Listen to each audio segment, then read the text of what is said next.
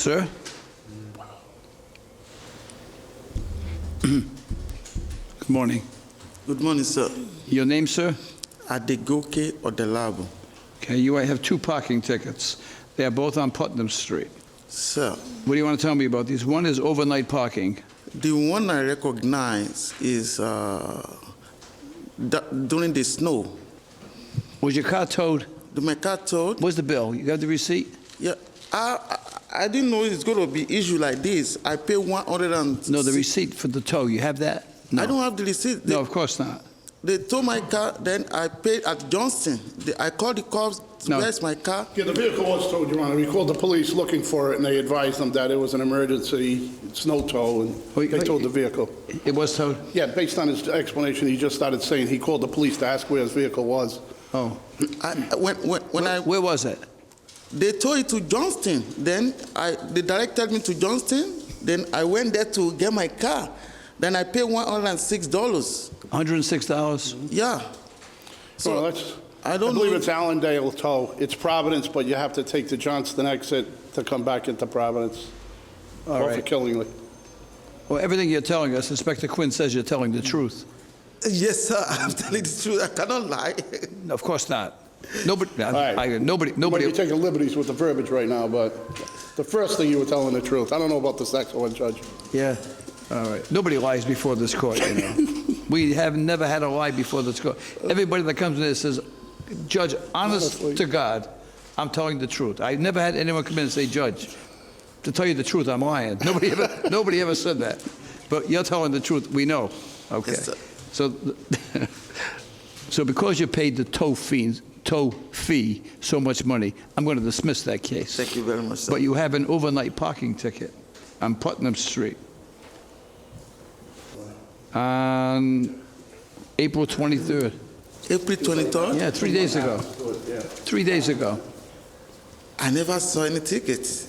Never saw the ticket? I just came for this one. Is your car outside? My car is outside, When yeah. you go outside, you better check on the windshield. You're going to see a ticket. I didn't see any tickets, sir. It's going to cost you $20 for overnight parking. The other ticket is dismissed.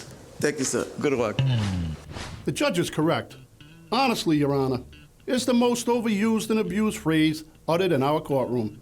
Coming in a close second is, I swear to God, I never saw the ticket. And rounding out the field is, to tell you the truth, it wasn't me.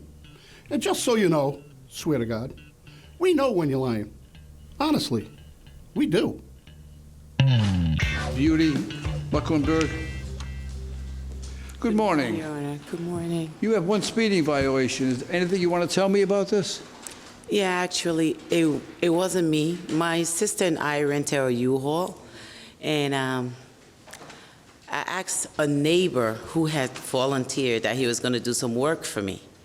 So we got the U-Haul, and my kids always say I trust too much. So he was taking out stuff out from out of my yard and throwing them away. But most of the time I went with him, and we would go and to the landfill and dispose of the garbage. On this day, I had to take my son for a doctor's appointment, so he kept pushing me to leave, but I had to go for an appointment. He said, oh, I want to get this done because I got another job to do. So reluctantly, I handed him the U-Haul keys, and he went, and Your Honor, this young man went and he stayed over 4 hours. I came back from my doctor appointment and he wasn't still there. So I got extra charges from the U-Haul. I had to pay over 200 and change, and I just got so many different charges. So when I got the ticket, I wasn't surprised. No. No. All right, that's the bad news. Now I'm going to give you the good news. All right.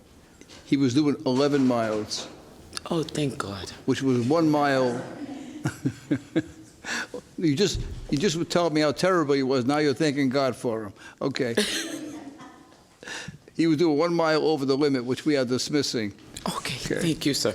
I appreciate it. So it's not going to cost you anything further. It cost me a lot already. Thank you. Good luck to you.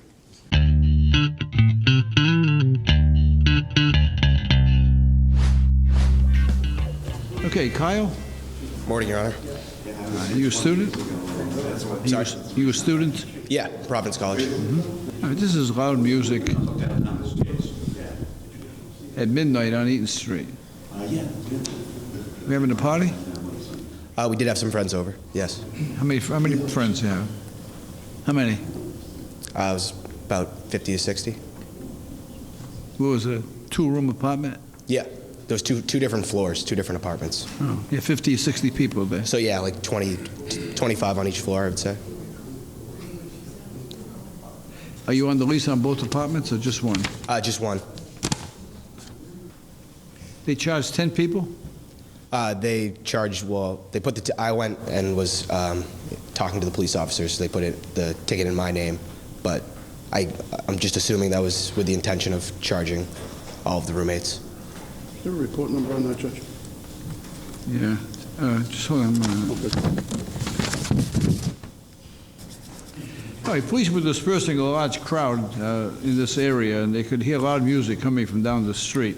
So they went to the address from where they were hearing the music. They were 400 feet away hearing the music. As they approached the residence, they could see a large number of individuals on the front porch. This was at midnight. They tried to get in the front door, but they couldn't get in. So they asked people on the porch to open the door for police, which they refused to do. At this time, police entered the rear yard of the residence. There were about 60 people in the rear yard drinking alcoholic beverages and yelling as the police approached. Police were able to gain entry into the rear common hallway at 70 Eaton Street as someone was exiting. At this time, police were approached by you, Kyle, who informed police that you lived at this residence. Police could see about 150 individuals in the house.